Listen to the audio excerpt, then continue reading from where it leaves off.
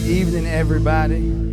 Good evening, everyone, and thank y'all for joining us on another successful National Night Out Against Crime here in Baltimore. It's Ashir. It's great to be here in West Baltimore. We have our police commissioner, Commissioner Harrison, Director Jackson, Johnny Hughes, our U.S. Marshal for the District of Maryland, Assistant Special Agent in charge with the FBI, Matthew Nagel, the great Ashia Parker, the Executive Director of the No Boundaries Coalition. I know we have Ms. Jones representing Senator Chris Van Hollen. We have the birthday boy, Comptroller Bill Henry. Happy birthday. Happy birthday, sir. Councilman James Torrance and Delegate Brooke Learman, soon to be Comptroller Brooke Learman, has joined us as well, and members of our cabinet who actively support our comprehensive public safety efforts. I would like to thank No Boundaries for hosting this National Night Out event, as they always do, and taking another critical steps toward fostering a more positive relationship between law enforcement and the communities they serve. I would also like to thank the young people of No Boundaries for allowing me to dust off my volleyball skills. We all know that community engagement, stakeholder coordination, and collaboration are in the heart of an effective public safety strategy for all of Baltimore. This is why our comprehensive violence prevention plan is anchored in the understanding. It's centering around three core pillars: public health approach to violence, number two, community engagement and interagency collaboration, and of course, evaluation and accountability. Because these things are the very things that need to happen if we're going to fulfill our mission to build a better, brighter, safer Baltimore for all and together, it takes a genuine community effort of all of us to take responsibility for what is happening in our neighborhoods and change things for the better. I am proud to carry that responsibility hand in hand with our community and organizations like the great folks at No Boundaries. Together, with mutual respect and compassion, we can strengthen our neighborhoods and pave the way towards a Baltimore where everyone feels safe and protected, regardless of race, ethnicity, or zip code. Thank you to the National Night Out for helping, as always, to help us facilitate discussions that we need to have. But we know that in neighborhoods like this and with organizations like No Boundaries, these conversations happen each and every day consistently. We're going to ask that all of Baltimore, all of our neighborhoods, continue these conversations in the future so that we can build the relationships necessary for all of us, and we're going to be saying that all day, all of us work together to build public safety in Baltimore. With that, I'll turn it over to Police Commissioner Harrison. Sir? Thank you, Mr. Mayor, and thank you for your leadership. Thank you, No Boundaries, for hosting us tonight. This is an absolute wonderful kickoff for National Night Out Against Crime. I want to thank all of our partners at the local level, all of our partners at the state level, all of our partners at the federal level are all here, standing either beside me or behind me. It is all of us together that make up public safety. All of you in the community who are here. When we talk about police community relations, I have stopped distinguishing between the two because they're not separate. Police community relations are simply community relations because we are a part of the community we serve. National Night Out is the most significant night of the year for law enforcement on the law enforcement calendar. It's the most significant night of the year for our community because it's the night where we want community members getting to know the officers who serve them, the federal agents and state agents that serve them. This is the night where we want to get to know you, and we want you all to get to know each other. This is a night where we talk about co-authoring and co-creating strategies for safer communities that don't always involve police. This is a night where we talk about what can work, what will work, and how we will be there for you. So once again, on this one special night of the year, we want to replicate this every night of the year and in every neighborhood. As we will be moving across the city, talking to people in community meetings all night tonight as we have all day today. We thank you for what you're doing now, and we ask that we replicate this and carry this forward every night and in every neighborhood. Thank you for being with us tonight. At this time, I will introduce the Director of the Mayor's Office of Neighborhood Safety and Engagement, Director Shante Jackson. Thank you, sir. Good afternoon, everyone. There we go, Baltimore style. Thank you. I'm excited I'm excited to join you all for another National Night Out. To me, this is one of the most significant events that our city hosts every year because of the ways that we show up as Village, united, working together to reimagine public safety across our city. National Night Out is indicative of the partnership and dedication that is taking place across Baltimore to improve public safety in our city. Historically, National Night Out in Baltimore has been about bridging the gaps between law enforcement and the communities that they serve. That's crucially important. And for the second year now, Monty's proud to join the Baltimore Police Department, our federal law enforcement partners, on this day of partnership as we work to establish, strengthen, and nurture relationships with Baltimoreans that are key in our efforts to make this safer city. As the mayor's public safety agency, we work closely with BPD daily on the group violence reduction strategy, on our neighborhood policing plan pilot program, our sidestep pre-arrest diversion pilot, and most recently, our victim services work that for the first time ever invests in resources for victims of gun violence. You're going to hear more about that area of partnership in the coming weeks. Under Mayor Scott's leadership, Monty's proud to work with all of our law enforcement partners in a multifaceted approach to violence and reduction and prevention as we prioritize community healing and trauma-informed care and responsiveness to round out the holistic approach that we're taking to public safety. The mayor's commitment to violence reduction is coming to fruition before our eyes as we come together like never before to invest, to coordinate, and to shift our city in a new direction. You're going to continue to hear me say that the city is counting on all of us. The entire weight of Baltimore is what it's going to take for us to shift the trajectory of the city. We want to make sure that we come together for the greater good and make this the moment that we can look back on and say that we've made our city a better place. During last year's National Night Out, we talked about the very real truth about needing to heal relationships between community and law enforcement.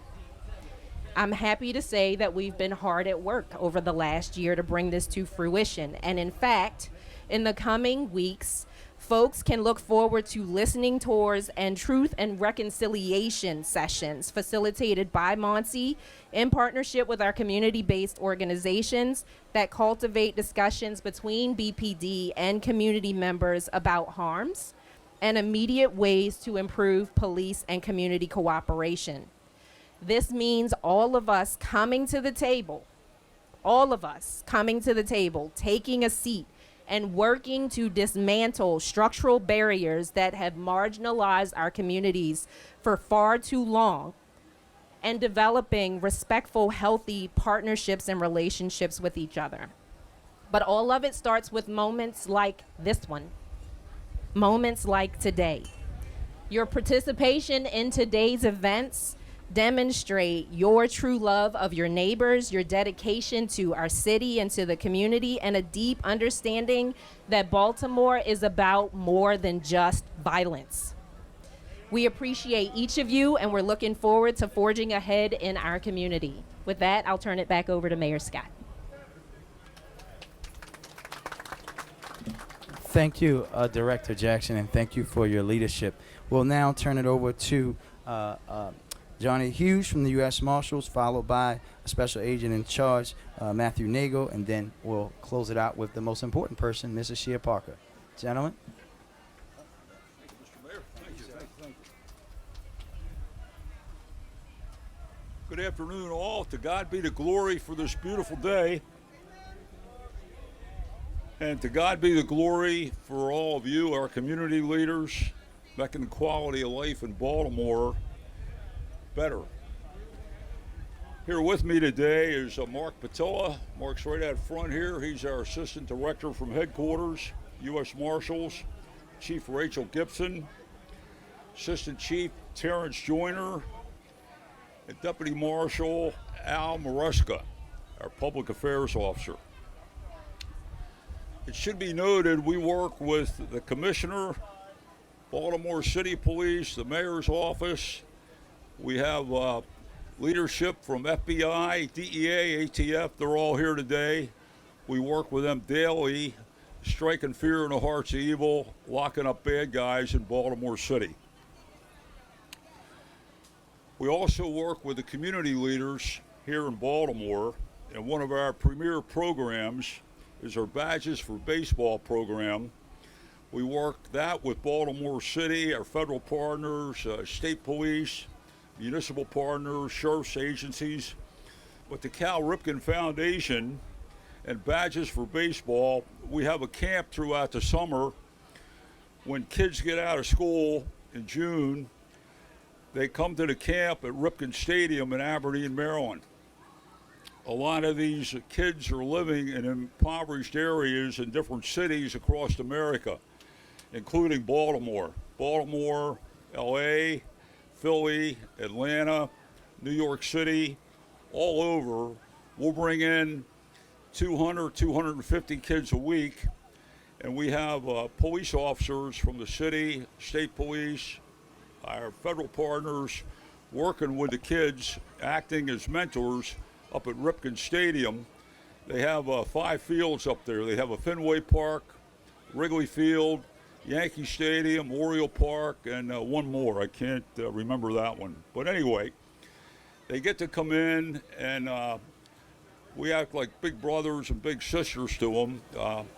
Some of them, you know, their parents are in jail, or some of them, they don't know their dad, so they look at us, and we kind of mentor to them. And it's about life's choices, choosing the right path or the right road to go down. Instead of hanging out with the knuckleheads on the street corner, we tell them to stay in school, make something of yourself. If you don't have a role model, go down and see Uncle Harry or a neighbor if your parents aren't a role model, but it's instilled in their belief system and structure and the right morals and the right ethics for them to continue on the right path and be productive citizens. So it's a great program, and we do it through the Department of Justice, the Office of Juvenile Justice Programs, and it's just a great program. We've been involved in that for about 15 years, but it's given back to the community, and we have a lot of kids from Baltimore City that come up there. So it's actually, I'm going to be up there next week. Al Maresca's in charge of it, but it's Tuesday, Wednesday, and Thursday next week at Ripken Stadium. So a great program, so keep that in mind. And in closing, all I want to say is that we all need each other. We're stronger together than apart. Some people try to separate us on race, gender, position. Please don't let that happen, because we are all the same more than we're different, in that we need fellowship, community, a sense and purpose and feeling of belonging, a sense of security, love, and affection. So, you know, we all need to lean on each other, so look out for your fellow man or fellow woman, you know, when they need assistance. We're stronger together. My grandfather was a Methodist minister. He always told me from a little boy, take the focus off yourself, put it on other people. It's going to come back to you in a multitude of blessing, and it's like getting a gift yourself. And he said, don't let anybody steal your joy for today, because there'll be people and circumstances try to do that. Stay above that. And he always told me, be nice to everyone. And he said, nobody likes a pompous big shot. So in God's eyes, we're all equal, okay? There's no big shots. I mean, we're on the same playing field, all of us, as the President of the United States, so always remember that. And I always say the best gift that you can give someone is your presence, your time, and your love. So let's do that for the children of Baltimore and whoever we run into. Where we see no way, God always makes a way when we're faithful, thankful, and prayerful. Prayer opens heaven's doors, and it's so important that we continue to pray for each other, our loved ones, our colleagues. May the good Lord always bless you and keep you, and may the good Lord and his one and only Son, Jesus Christ, always watch over, bless, and protect you. Psalm 91 protection. It's a blessing to be here with my federal partners, my city brothers, and the mayor's office and the community leaders. So thank you for the invite, and we'll be around for a while. Oh, before I leave, I forgot I have to introduce someone. And Mayor, are you doing that? He's already up. He's good. You good? Okay, I'm good. Thank you. Thank you, sir. Thank you, Governor. Or I'm sorry, Mayor, for having us here. Thank you to our law enforcement partners, our community friends. FBI Baltimore is here tonight, but not only here, but at 7 other locations across Maryland. And for that matter, the FBI is across the country at the National Night Out, because this event is that important to us nationally. For us, it's just like you. We're here to be focused on the partnerships with our law enforcement agencies, with the community members, to get to know them. And we're very passionate about that because we live here too. We kind of keep a low profile in the FBI, but we're here. We love to call Baltimore home and Maryland our home. And so the spirit behind this is in perfect keeping with what we are focused on at the FBI. In fact, for the last several weeks, throughout the summer and continuing through August, our violent crime squads have had all the agents out to each of the 9 districts in Baltimore, along with BPD, focused on talking with the citizens and letting people know that we hear them and we're here for them. We understand we're very close to the violence that they're facing, and we're here to be a part of the solution. So we're really excited to be here at all the different locations across the state, but particularly here in Baltimore, given the unique circumstances and challenges that it faces. So we look forward to meeting the folks at our table and to talking to the community about what we're here to do, what we're here to focus on, how we're going to focus on it with BPD, what kind of assistance we can provide, how we can work as a team to make sure that our city, our neighborhoods, our state are safe and conducive to living and working and raising families. So we look forward to meeting you and working as a team so we can talk about how we can protect the American people and uphold the Constitution of the United States, because that's what the mission of the FBI is. And we're passionate about that. We're going to remain focused on it, along with BPD and all of our partners here tonight and with you. So thank you very much. All right, good evening, everyone. Good evening. My name is Ashia Parker. I'm with Shalise Williams. I am the Executive Director of No Boundaries Coalition. Shalise is my Director of Youth Programming. On behalf of No Boundaries Board, staff, and membership, we greet you. We are so thankful for all of the faces, Mayor Scott, his cabinet, agency heads, community partners, many of which we work with yearly, not just on National Night Out. So on National Night Out, we really take the time to plan an event that the community would want to come to, and not just the community members, you know, those faithful 20 that come to all the community meetings, but the community members who don't know how to get involved. They may feel unsafe of coming out of the house. So we always make sure that we are having an event that welcomes everyone. As you see, we welcome and have membership from all facets of Baltimore. I'm going to hurry up because No Boundaries likes to party, if anybody knows anything about No Boundaries. But I wanted to make the point that we work with Mayor Scott and his team and the Baltimore Police, not just today, but all throughout the year. Our youth has partnered with the Baltimore Police Department on improving youth police relations. They are very proud of that. Today they organized basically this event, and they're putting on a basketball game between youth and police. We know the police were stretched thin today, so we have representatives who are representing the police. So I just want to thank you, Mayor Scott. I do have a gift. So the youth would like Mayor Scott to wear their jersey and maybe shoot a couple hoops with them. So here goes the jersey. And I have to turn around. You can get me in trouble, man. So for today, he will be a part of Zone 17.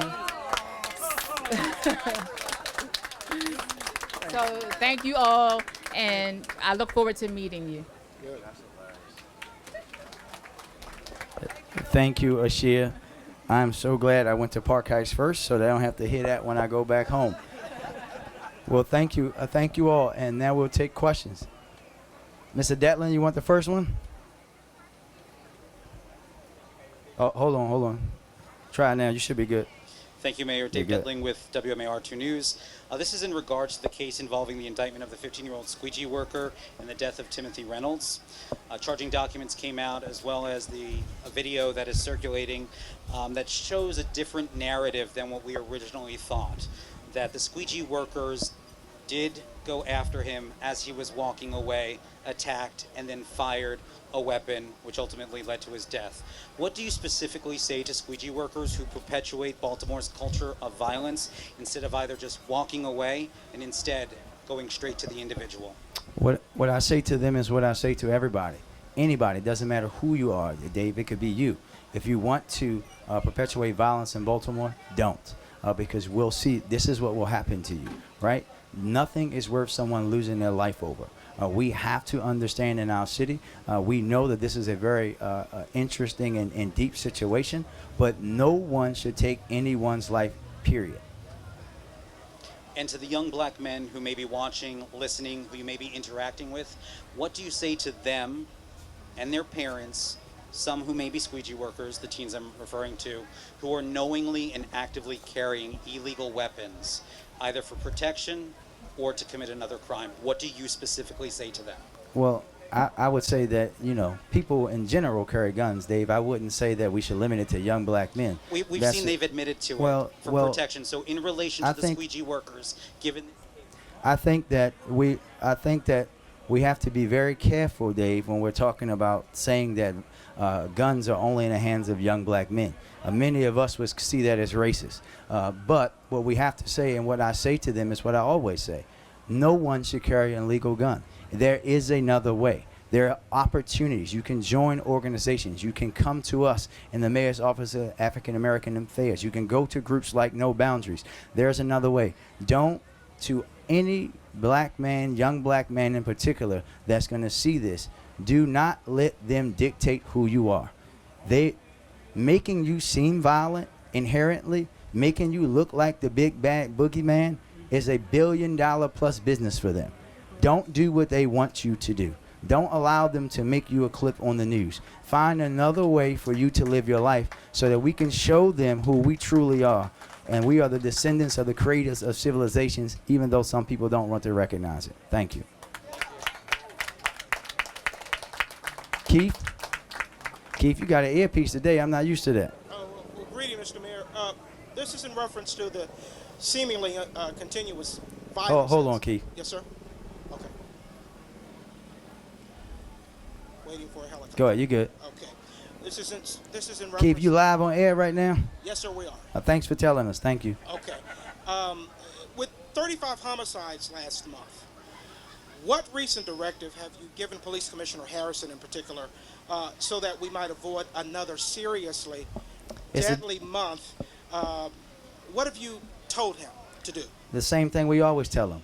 Go after the folks with the guns that are committing the crimes, right? And it's not just me. Deputy Mayor Barksdale is doing that. And also to let us know where the other failures are, right? Like I told you, I think I told you this, you and I talked a few weeks ago. When you think about the violence, the murders, the carjackings, right? And you and I have talked about this for many, many years. Why is it that 70% of the people that we arrest for carjacking, we've arrested the year before for similar things, right? We have to think about this, Keith, in a very deep way. And when you think about it, even in a simple form, right? And I know you're a very smart man, so you know this. In 2014, from January 1 to July 15th, we had seized just over 1,000 guns, and we know we had a lot more police officers back then. This year, they've seen 1,400 guns in that same time frame. So it's not that our police officers aren't working. They're out there working. But we also know that we have a flow of illegal guns in the city that we're working with our federal partners to deal with daily. We also know that here in Baltimore and across the country, people are killing each other over stupid stuff. And I can't say what I want to say because we're live on your air right now. And we also know that we have to help people understand how to deal with their conflict. And when we do arrest them, and that's what they do each and every day, that they have to make sure there are consequences on the other end. And what I'll just ask you, since you're live on air, is to go ask all the folks in every part of the justice system how we can all be better. Those who control probation and parole, those who control corrections, those who control juvenile services. And thankfully, in a few months, we're going to actually have a governor in Westmore that really wants to partner with us in fixing those systems. I have a follow-up question, but I've told just one question. But thank you, Mr. Mayor. Yes, sir. Mr. Abel? In that same vein of the line of questioning about squeegees, Ivan Bates last week indicated that you're still not on common ground as far as... Well, I'll just stop you there. That's not what Mr. Bates said. I'll say this, and I'll say this very quickly and abruptly. There is no space. Mr. Bates is actually having, and they're meeting right now, one of his future staffers to join our Squeegee Collaborative, and we will be developing and working together to figure out how we're going to deal with this issue from the top to the bottom. So as much as you guys want to create division and have it look like two black men are arguing, good luck. It's not going to happen. Yes, sir. What message do you send to people? You got to pick the mic up. You know you're taller than him. Yeah, there you okay. go. How about that? Are you getting me better? All right. What message do you send to people who feel like the city isn't doing enough to prevent crime in areas where it happens a lot? And I ask that just because I was on the scene of that quadruple shooting that happened on Friday. I spoke to people out there. I was there that afternoon, and I didn't see really any police officers out there. And I spoke to business owners, and they said the same thing. You know, we had a shooting that happened this afternoon. You know, they just cleaned everything up, and, you know, they were just kind of concerned about more happening that night. And in fact, I think there was another shooting that happened in that area. So what message do you want to send to people who feel like, you know, enough isn't being done to prevent crimes in areas where it happens often? So I'll just walk you back through that incident and how it unfolded, right? There was no 911 call for service. Our police officers actually were over in that area proactively working, got a license plate reader hit on the vehicle, pulled up on said vehicle, saw that the doors were open, walked around the corner, and were met with the victims. So we know that they're in the area consistently. They were there before, and just because you don't see a marked patrol car doesn't mean they're not there, right? I think you just heard from our FBI partners that sometimes we don't want people to know that you're there. And I can assure you in that area specifically that there's always a deployment. The city is going to continue to do everything that we can to try to prevent people from making stupid decisions like pulling the gun or trigger over something trivial. And we also going to continue to do is say that we all have to be better, right? We all have to step up. And when we're talking about violence in Baltimore, it's something that is older than me.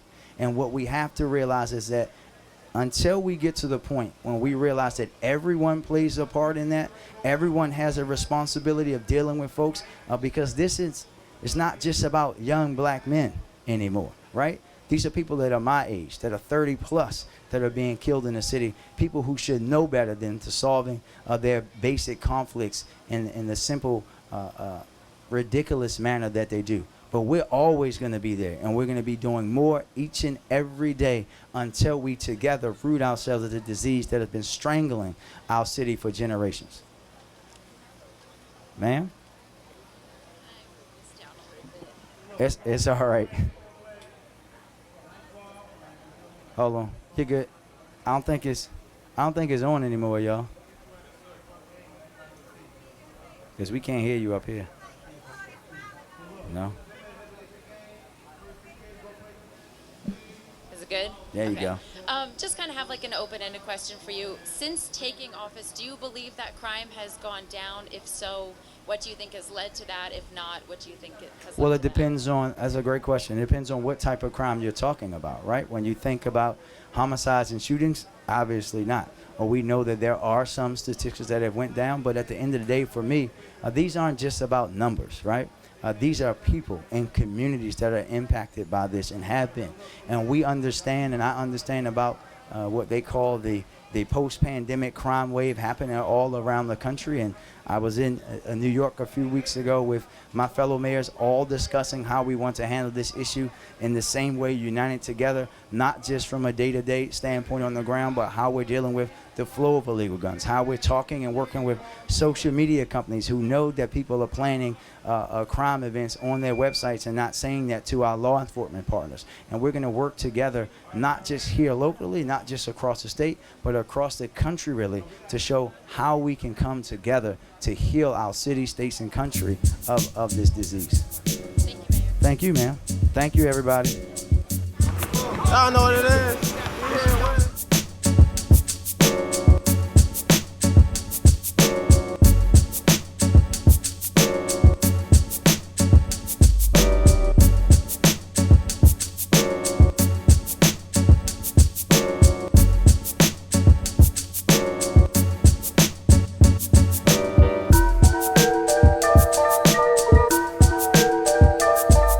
I am so glad to be back and really excited to be here with you all to celebrate National Night Out Against Crime, because we know that together we'll be able to build safer communities in Baltimore. And it's always a pleasure for me to be here with the folks that blaze the path and the shoulders that I stand on, but also to be home in Northwest Baltimore, where I grew up, in the neighborhoods that I know and care about so deeply, because I know what they meant to me, what they still mean to my family, and what they mean to our city.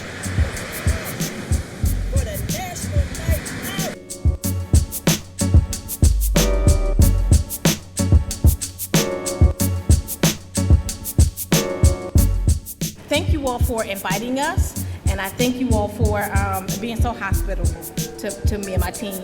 It's our hope that we serve you all in the ways that offers comfort and protection.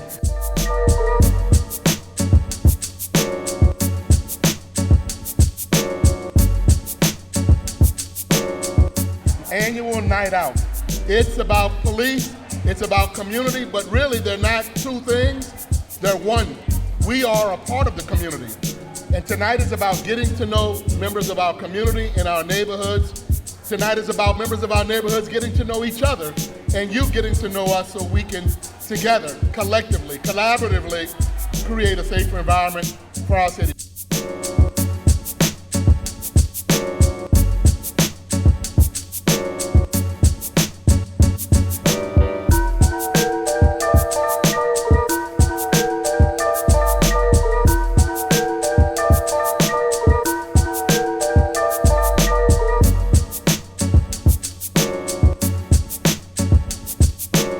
Hey Baltimore, we are at stop number 7 on our National Night Out tour for Baltimore City this year, here at the Cherry Hill Town Center with our Safe Streets team, doing the work of bringing public safety personnel and community members together.